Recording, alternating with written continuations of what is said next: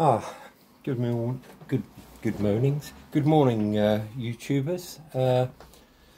I'm just at home trying to avoid the madness, and I'm making a start now on the Governor General's Palace at Khartoum, as stated in the previous video.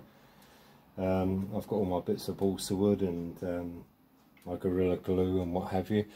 I've actually been trying to get what reference material I can, and it's not very much. As I explained before, pictures of the Governor General's Palace are fairly hard to get hold of. The one we have here, if you can see that, is a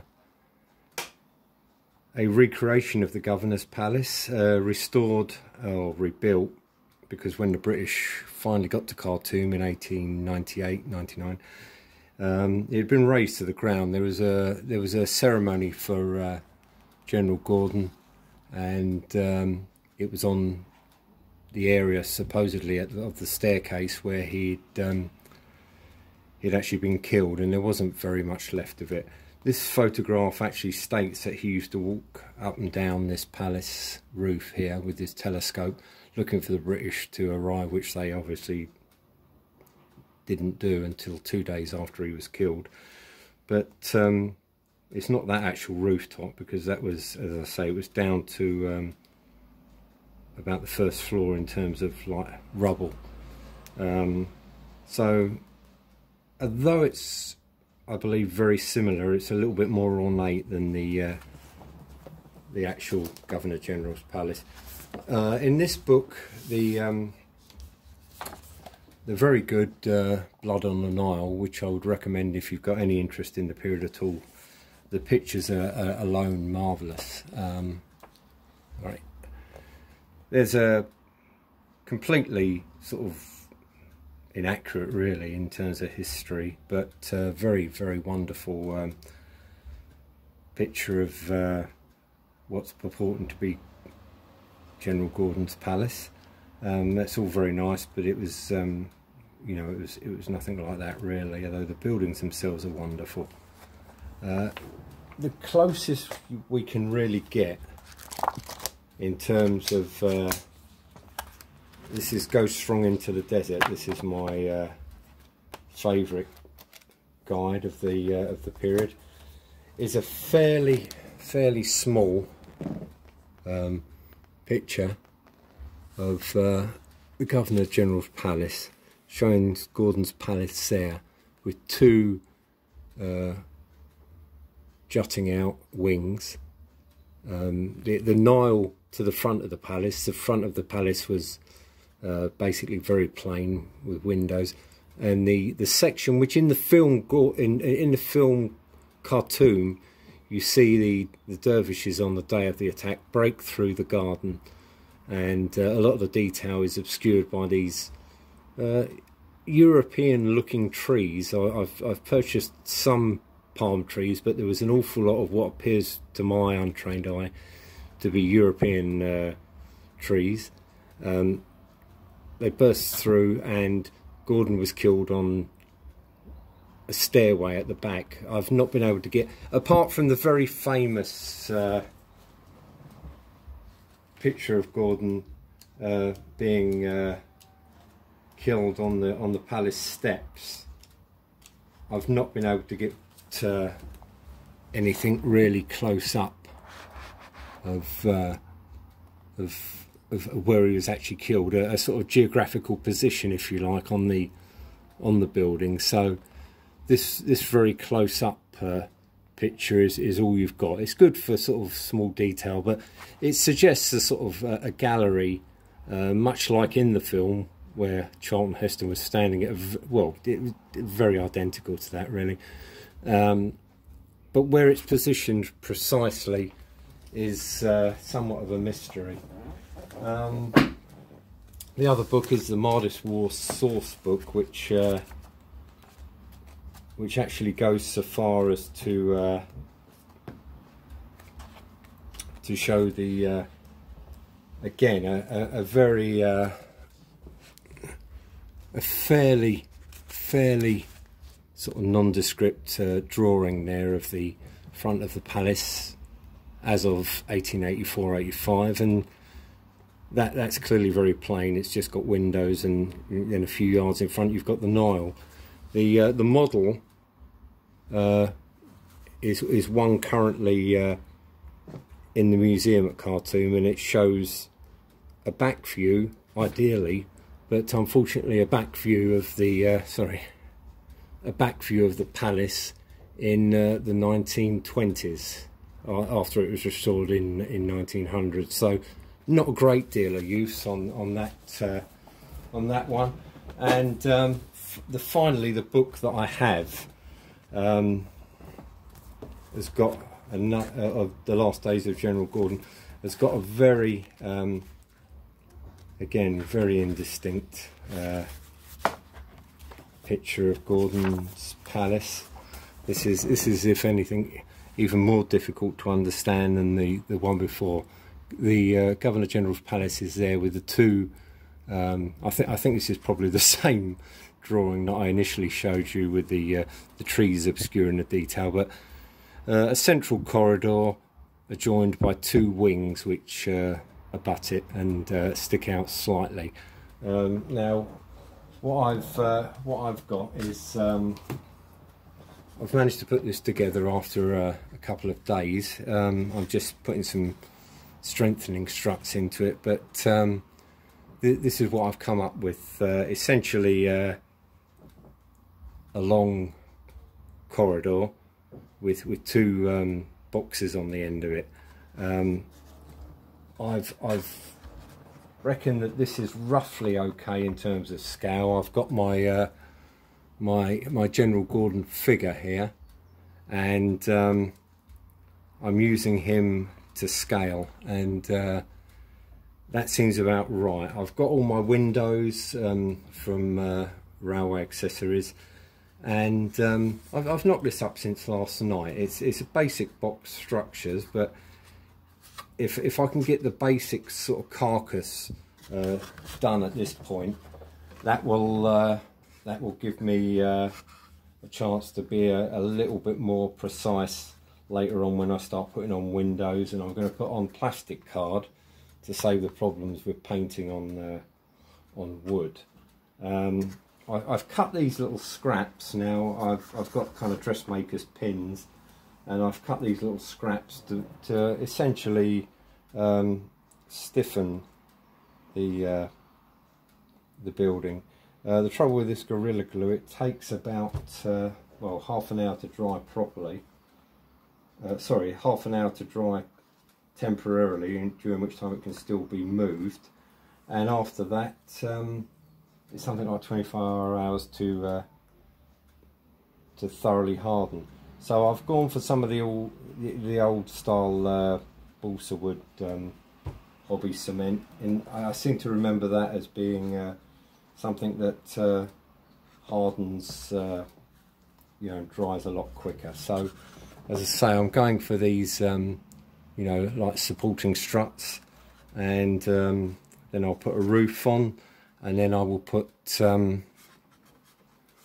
after putting the roof on, I will put on a gallery up here, well, a fence, and then I intend to build out from here, because there were some walls coming out from here, but I'm going to build some steps coming out of here, and you know, it's a bit of a sizable item for me to store, to be honest. So I need to make it a bit more robust. I haven't got somewhere where I can nicely place it and look at it each day. So I've got to have an eye to practicality. You know, I'm hopeful that you know, this is much like in a building site when the initial building looks a little bit dodgy when you use those large grey stones. I can't remember the name of them there. But this will have essentially laminated over it plastic card, and then the small windows, of which I have various. There we go. The small windows I shall put over the top. Representative, it should be three rows. I might thin them down a little bit. As I say, it's not going to be entirely accurate, but it's going to give a flavour, like in the Warlord Games book. It's going to give essentially a flavour of the palace. And I shall try and put in the stairways somewhere at the back here. Yeah, flat roof, and I'm going to put some coloured cellophane behind here to replicate lights on and lights off in various rooms, yellow and blue.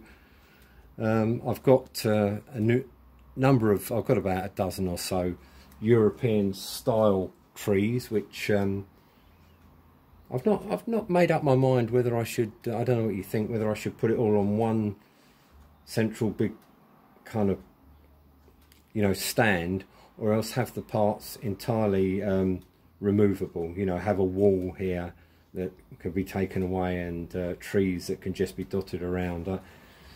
As I say, my big problem is in a flat, I've not got a lot of room really, and we're in an entirely sort of appalling mess with my books as it is. So yeah, I mean that's where I've got to. I intend to press on with these small supporting struts, but I was surprised to get that done. I mean, it's simple enough, you're just making boxes, but I was surprised to get as far as I did so quickly, although as I say, 3 boxes more or less stuck together. But I haven't handled balsa wood for, I don't know, 40 years, since doing, you know, very rough model aircraft. But you can do almost anything with it. I mean, it's except for the odd tough piece,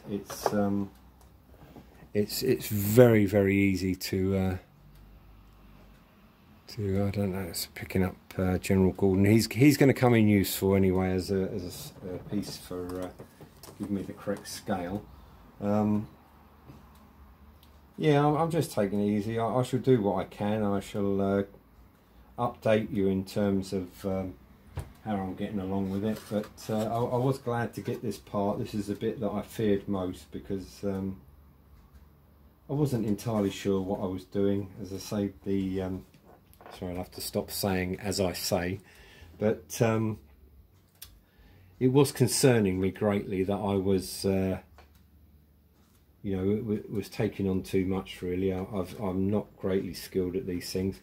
I'm just hopeful I can dress it up at the end and get a nice bit of paint on there, and try and you know, make it look good. It's really, you know, I even at one point I went on eBay, and I finally got onto a site. Someone was selling old postcards, and there was one postcard showing the back of the Governor General's palace in about 1920, and some chap called Fred had sent this card home to his relatives saying that he'd seen General Gordon's palace, and it was only £5, but it was essentially a very tiny postcard view, no better than I've got in some of the books, and it wouldn't have got me anything further. So I spent a fair bit already on bits and pieces. I mean, some of these railway accessories can be quite pricey for what you're getting. You know, I've thrown a bit of money at it because well, it's the hobby, isn't it? You know, this is what we allow ourselves. I don't essentially drink, or I don't really, outside of Christmas. I'd have a glass of wine or a Belgian beer, but I always tell myself that I can or I should get more or less whatever I want, because it's my hobby and it's my major interest, that and cars.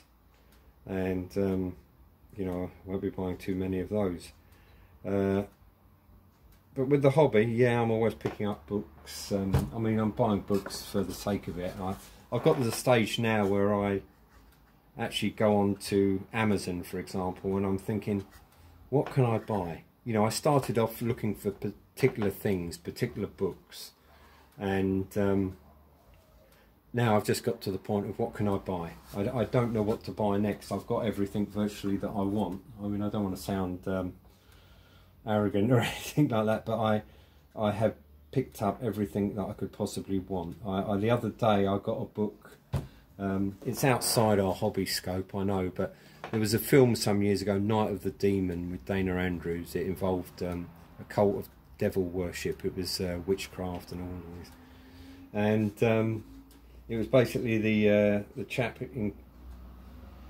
the hero was out to debunk a certain professor who was a devil worshipper, and the way this devil worshipper got rid of people was by passing them a scrap of paper with hieroglyphics on them, and if you didn't get rid of that by a certain time, you didn't get it back to the person who gave it to you. For example, a demon will come after you. You know, it's on the way it's sounding, it's fairly cheesy, but it's a very effective shocker. I saw it you know, years ago as a young man, and it stayed with me, and I got the DVD, of course, and it's all filmed roughly around where I live, and if you ever get a chance, pick it up. And basically my long ramble, getting back to books, I picked up a book that's variously advertised on Amazon at, for some reason, £777, down to 150. I think the lowest it was recently was 80 odd pounds. I saw someone selling a copy for £40, including postage. Now, that's not something I take lightly, to be honest, £40 for a book, but I thought I'll go for it, and I picked up the book, and it's in very good condition. The only problem with them, all of them, and the book has not been reprinted, it's got one of those, the pages are stuck to the inside cover, like it's as if the pages have been placed in, and then the glue has been previously put on the inside